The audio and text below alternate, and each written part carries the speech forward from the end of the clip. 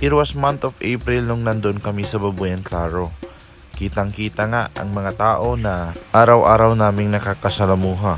Sila ay kabilang sa mga indigenous people na matatagpuan lamang dito sa Calayan Island. Isa nga lamang din kasi ang Babuyan Claro sa mga barangay dito sa Calayan Island.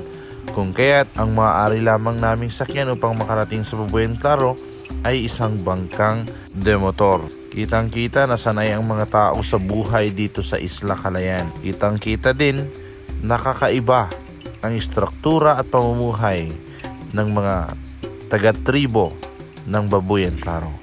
Isa nga sa mga araw na yon nung dinala kami dito sa tinatawag nilang Askid, ang Black Sand Beach. Dito na nga rin sa bandang ito makikita o matatagpuan ang hot spring na minsan ikina-amaze ko dito sa Babuyan. Pinakita na nga din pala nila ang gawa nilang mga boy-boy. 100 piso lang daw ang bentahan nila bawat isang boy-boy na ginawa nila sa napakahabang proseso.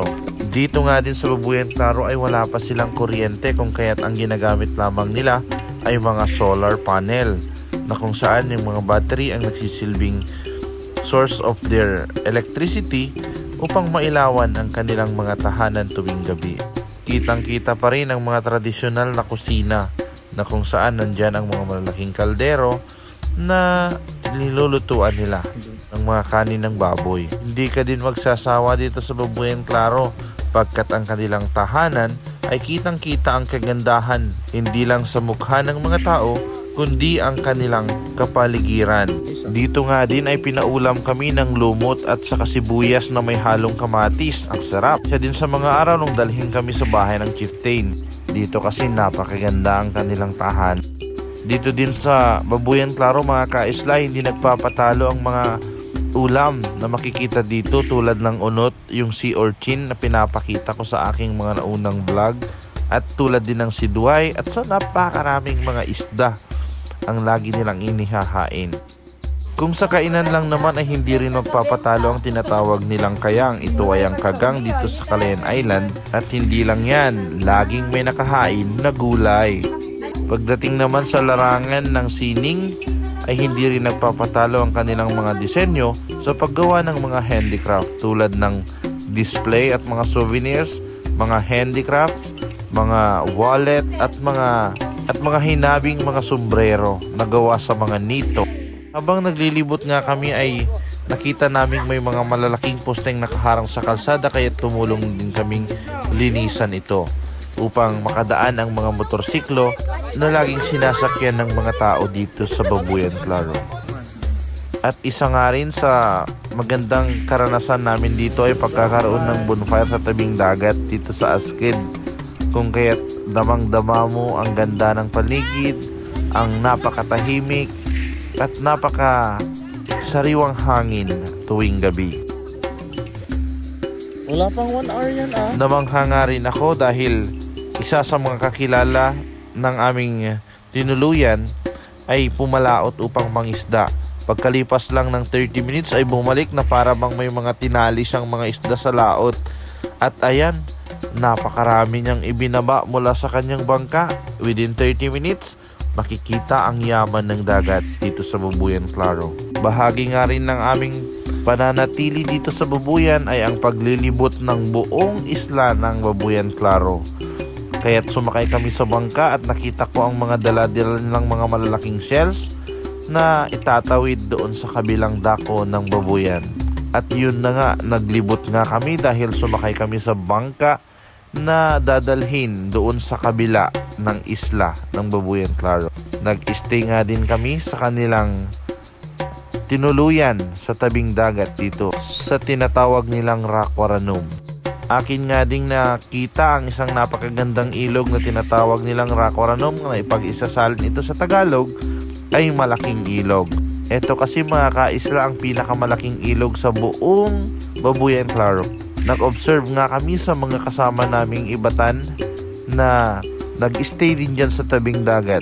Tiningnan namin ang kanilang mga pamumuhay at mga kagawian na tanging sila lamang ang gumagawa sa buong isla ng Calayan.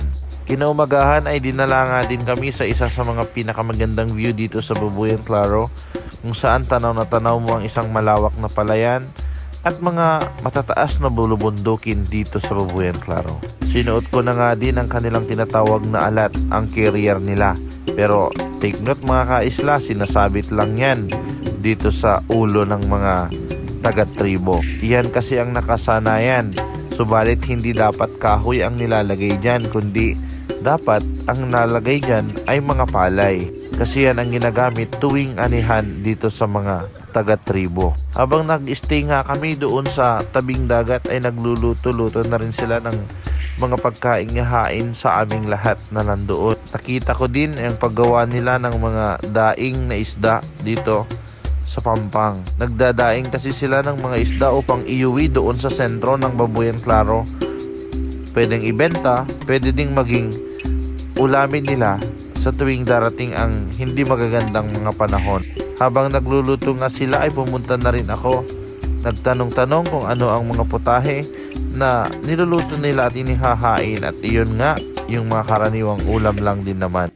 Habang naroon nga kami ay nagpicture-picture na rin kami sa paligid at nag-explore mismo sa sentro ng Babuyan Claro.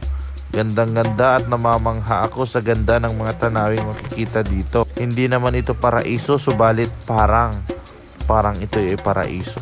Nakita ko din ang mga batang naliligo dyan sa sobrang saya nila at walang iniisip na kung anumang mga bagay na nagdudulot ng kaguluhan, hindi tulad ng sa atin ngayon.